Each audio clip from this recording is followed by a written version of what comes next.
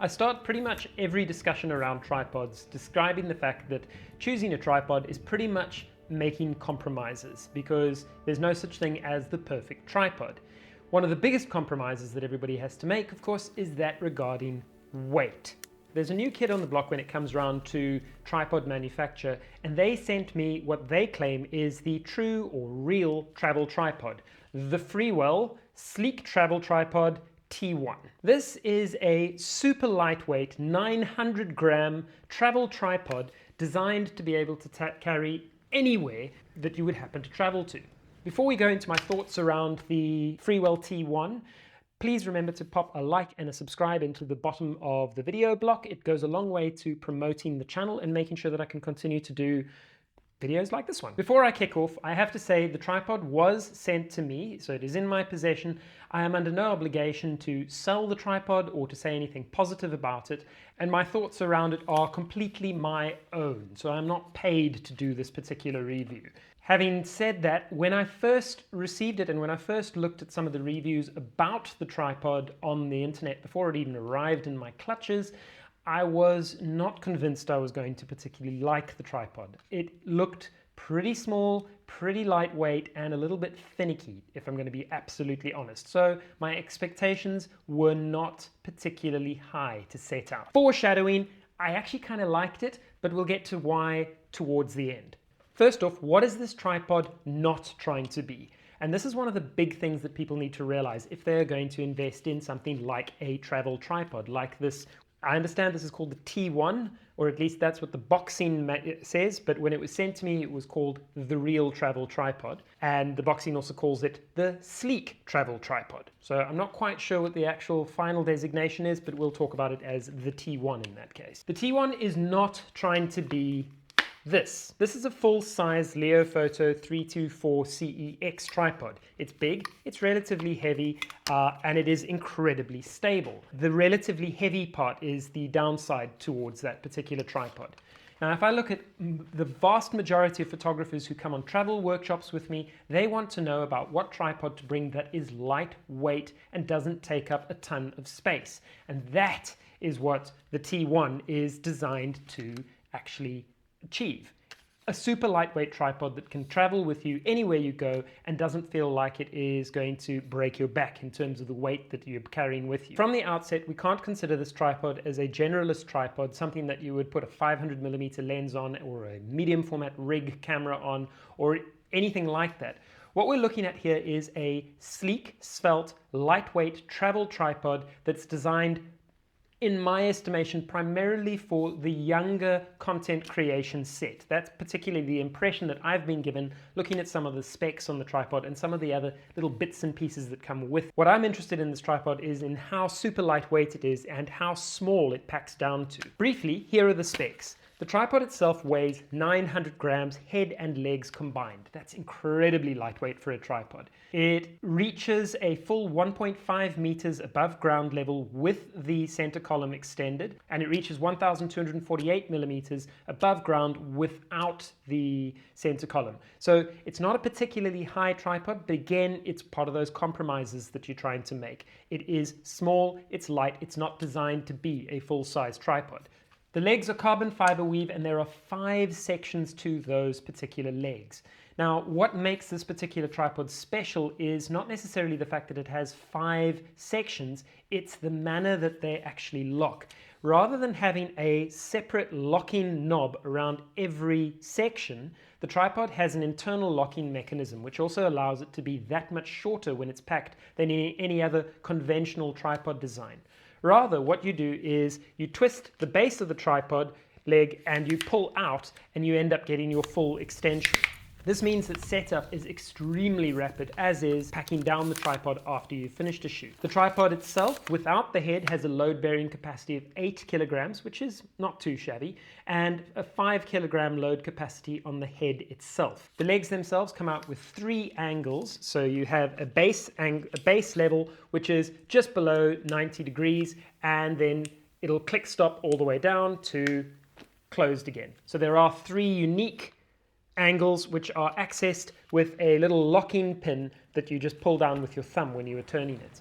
In theory, the tripod can get all the way down to 160 millimeters off the ground in its ground level state.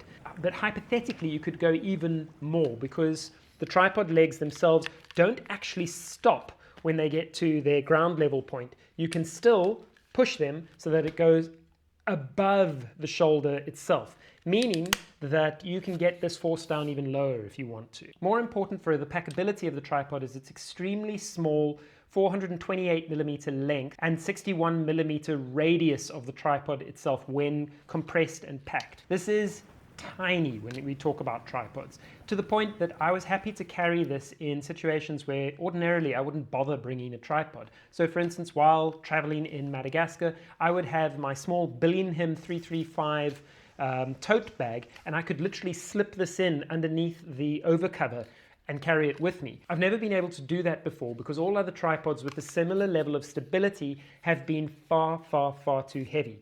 This small packed size and ultra lightweight means that you can carry it along with a duffel bag, which is a fairly unique premise when it comes around to tripods. When I mentioned that the tripod seems to have been designed for the younger set of content creators, I'm specifically referring to the plethora of features that they've added to the tripod itself. For a start, the tripod has 1/4 inch female threads in 2 points on the leg shoulder itself. There is also a 1/4 inch female thread on the panning clamp as well. So there are a multitude of places that you can add attachments to. There are 2 controls attached to the clamp itself. The little red screw is going to be your panning clamp itself. So you can unlock it and then you can pan the clamp. And there is another knurled ring around that, which is the lock itself, or at least the clamp lock. So you would unscrew that to be able to access or to drop in your Arca Swiss plate, and you would screw that in for stability. There is also a very small lock screw that you can remove if you want to, so that if the clamp accidentally becomes loose, your camera won't suddenly tumble off of it. And then there's the very nifty tripod plate that comes included with it, which is not just an Arca Swiss compatible plate, it is also a cell phone holder. You reverse it and it has a clamp which will take up to a iPhone 15 Pro Max inside its little jaws. What makes it even more special though is that at the base of the plate you then have another Arca Swiss compatible dovetail, which means that you can add this to the tripod itself. The head that comes included with the T1 is probably the most unique head that I've ever used, and certainly it's the only one that I've ever seen like this, in that it has both a ball head and a 2-way tilt and pan video head, which has some form of friction inside it to the point that it feels like a fluid head in a small way. It's not going to compete with the big brands or the big fluid heads that you're likely to use on large professional video rigs, but it has enough drag in it that you can do fairly smooth pans and tilts when you're using it as a video head. To keep the size of the tripod really, really small, the center column is a Y-shaped design so that it can fit between the legs when they're enclosed, and it's actually fairly rigid as well. Surprisingly rigid, as I discovered. The center column can of course be removed, and there's a fairly unique way that it can be removed so that you've only just got the small short center column. And what you do is you remove the aluminium hook at the base of the column, and at the end of that you will find a small Allen key that will then fit inside 2 recessed holes at the top of the column so that you can remove the column itself, leaving only the short column behind. The whole column can be removed and reversed as well if you want to hang your camera underneath the tripod as opposed to over it for low angle shots or low level shots. On top of the tilt head you also have a panning base around the Arca Swiss clamp. So not only do you have a panning base underneath the ball, you also have a panning clamp attached on top of the tilt. With yet more things that Freewell were trying to cram into the tripod, you can even remove one of the legs and turn that into a monopod. Although we actually ended up using it as a walking pole for one of the photographers on a hike that we did in Isalo in Madagascar when he hurt his leg. So it does have double duty over there. So those are the features in a nutshell. Bear in mind that the headline feature is the fact that it is only 900 grams. That is incredibly lightweight for a tripod. So how did it work in the field? Setting up the tripod is extremely quick and easy because rather than unlocking every single leg lock, you only need to unlock one lock at the base of the tripod leg itself. You grab the knurled rubber foot at the base of the tripod and you twist it, and then that releases the locks internally to the tripod leg itself. You will then pull it out and then twist again to lock the tripod. The downside to this particular technique is that accessing the individual components of the legs is actually quite difficult. In theory, you can actually hear this, so I will click this out a couple of times and you'll hear 1, 2, 3, 4. That means all 4 are unlocked and you can pull them all out. If I only want 1 out, I will then just click 1 and it only pulls the 1 out. If I want 2, I go 1, 2, and only 2 will come out. There's some finessing that needs to be done to that particular design, and it does mean that you can get a bit finicky in terms of trying to open out the legs themselves. However, once it is fully extended, you can actually grab any section and then just bring that into the size that you want it to be. Now, I've heard some other reviewers complain about the fact that they struggle to unlock the legs themselves.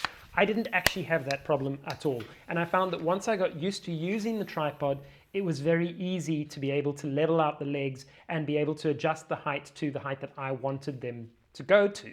The other thing that I really loved about the tripod was how quickly it was able to be set up. I don't know any other tripod where literally just with a turn, simply like that, I can extend the full leg, and just with a turn, I can make it go down again.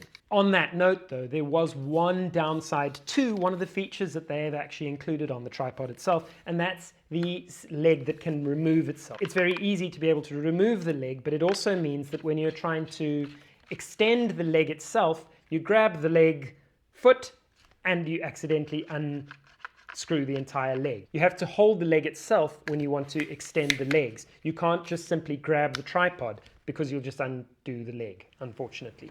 Now, as I mentioned, the head is fairly unique. I was quite excited about having a ball head and a video pan tilt head in one unit. Did it work? In some ways, yes. In some ways, no.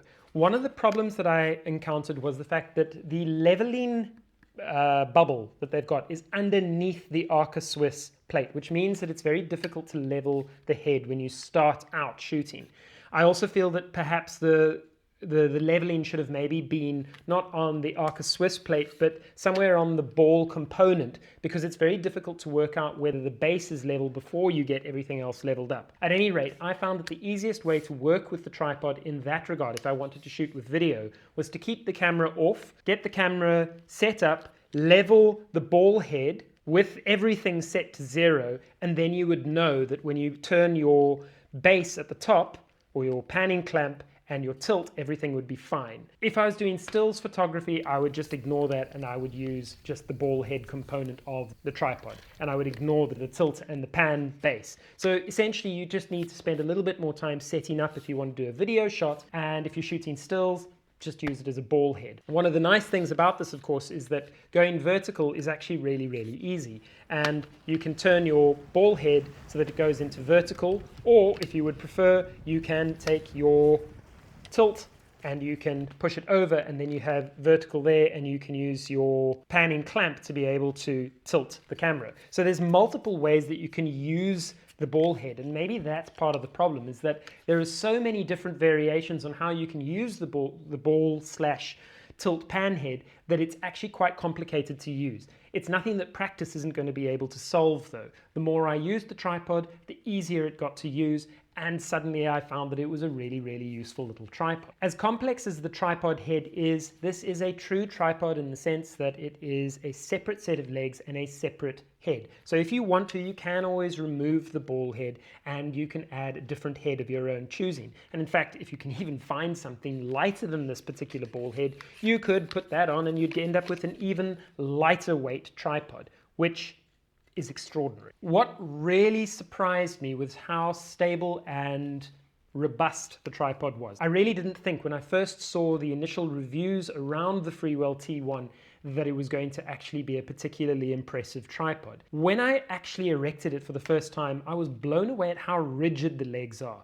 there's very little play and flex in the legs once they are fully extended. Far less than I expected them to have, in fact. Another thing that surprised me was I was happy to use the tripod for long exposures and for multiple image shots when I was shooting astrophotography, and there was no movement between the images themselves. As long as you lock down the ball head properly, you will be able to expect it to hold a camera to the equivalent of a Nikon ZF with FTZ adapter and 14 to 24mm f2.8 rigidly for a series of photographs for an astro shoot. I did not expect it to be able to do that. The aluminium hook that is at the base of the column as well is a fairly sturdy hook, and you can hang your camera bag from that in order to be able to give more bulk and weight to your tripod so that it remains more stable.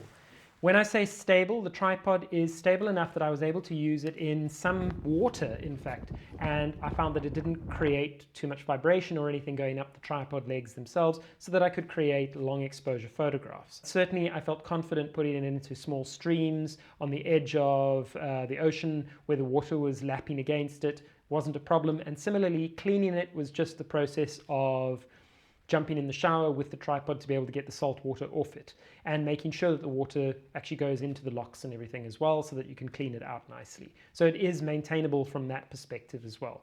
If there's something that I found difficult, it was the fact that all of the controls are actually quite dinky. They're very small. So if you've got big fingers, not that I have particularly big fingers, but if you've got big fingers, you might find that it's quite tricky working with them. Similarly, if you're going to be working in very cold conditions, you're going to need to be comfortable with using the tripod so that you don't get confused by some of its smaller components. That said, there's a reason those components are small, and that comes back to the 900-gram weight and the size of the tripod itself. You don't get tripods this small with this much ability without a set of compromises. And those compromises are sometimes things like the small pan lever, the small twist lock for the center column, basically the smallness of some of the other components. But although they're small, they don't feel flimsy. They are actually fairly robust, and certainly the tripod took quite a lot of abuse. I did not mollycoddle it while I was traveling. It got thrown about, it got thrown in the back of vehicles.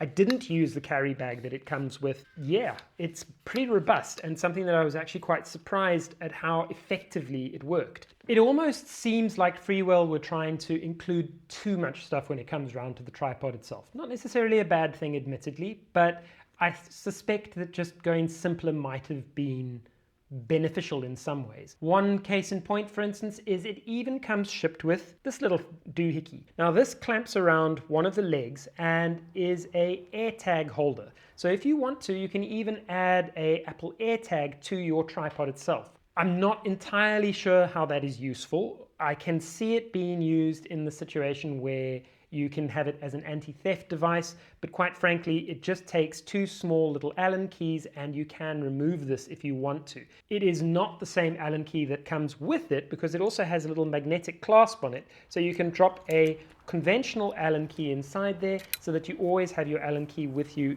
attached to the tripod. I didn't like that because quite frankly, if I want a tripod, I want it to be small and I don't want this thing catching on anything, so I never even included it on my tripod. And of course, if you remove it, you take the weight of the tripod down to 872 grams. But I can see some people wanting to use that. Personally, I thought it was a tick box exercise. That's my personal feeling towards it, so I didn't use it. Maybe you would prefer to have that, knowing that you've got an AirTag attached to your tripod. I didn't really see the point, to be honest.